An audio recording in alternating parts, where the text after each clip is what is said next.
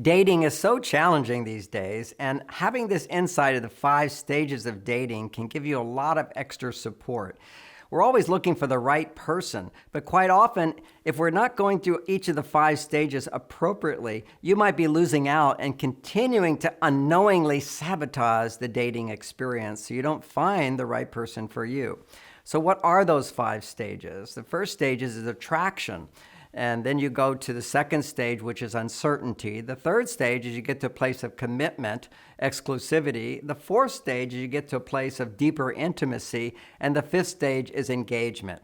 And we want to realize that every one of those stages, there's ways we unknowingly sabotage. I'll briefly cover those, but in the blog, you'll get much more detail on what women do, what men do, and how you can make sure you navigate through each stage so you can get to your goal of recognizing this is the one for me and creating a relationship for a lifetime. So in the first stage of attraction, we have to realize many times the things we do sabotage the relationship. Quite often women, when they're attracted to a man, will pursue him. And the more you pursue a man, the more he will withdraw or lose interest in you. An example of that is giving to him what you would want, but not necessarily what will make him more interested in you. On a date, you might ask him lots of questions because asking questions is something you would love from a man. But when you ask a man lots of questions, he just thinks about himself and he doesn't get to know about you. So the key is to be authentic, to be real, and actually make sure as a woman that you talk a lot more than him and talk about what's true for you. At the same time, for men, you take insight from what I just said. What women need most is what they give most when they make a mistake, and that is to ask lots of questions. If you want to win a woman over and get to know her and find out if she's the right person for you, make sure you listen more than you speak. Ask more questions. Help me understand that better. Or what do you think about that? Well, that's a good idea. Tell me more. These are the kinds of things that will bring out more of who she is.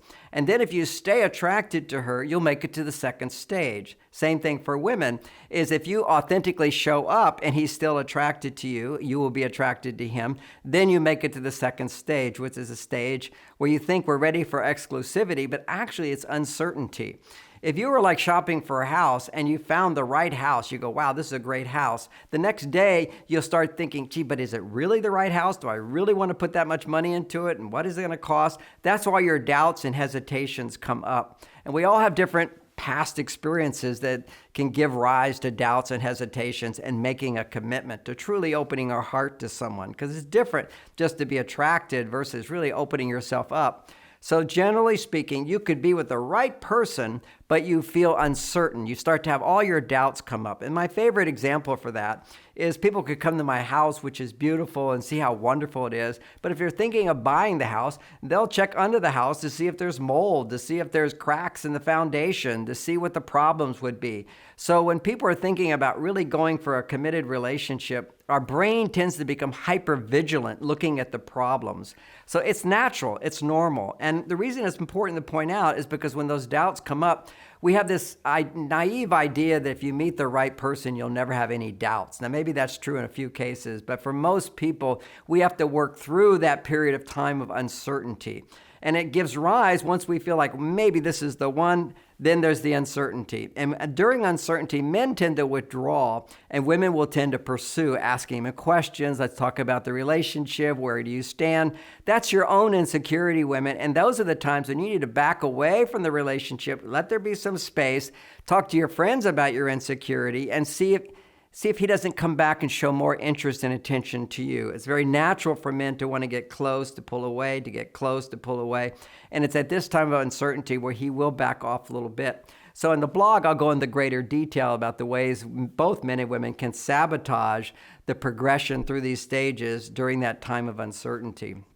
The third stage is you make it through uncertainty and go, this is the one for me. You make a commitment and you have exclusivity. So much of the time during this time, men just feel like I've climbed the mountain, now I can rest, and they stop doing all the little romantic things. Meanwhile, women notice that, and what they'll do is tend to give more and more and more, and then resentment builds up when he doesn't respond back by giving more and more and more. So this is where we need good relationship skills, and I'll show in the blog some of the common ways we undermine that stage. The fourth stage, if you make it, you're in an exclusive relationship, you're getting closer and closer, that's when our insecurities will start to come up at a deeper level.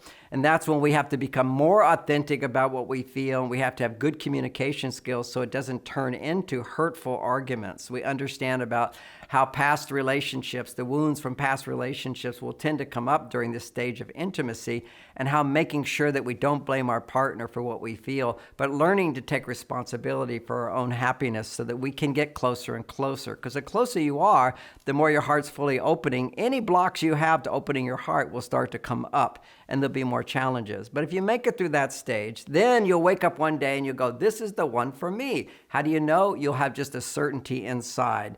And that's like if I drink cold water, I go, this water's cold. That's when you know for sure this is the one for me. Then there's proposal that happens.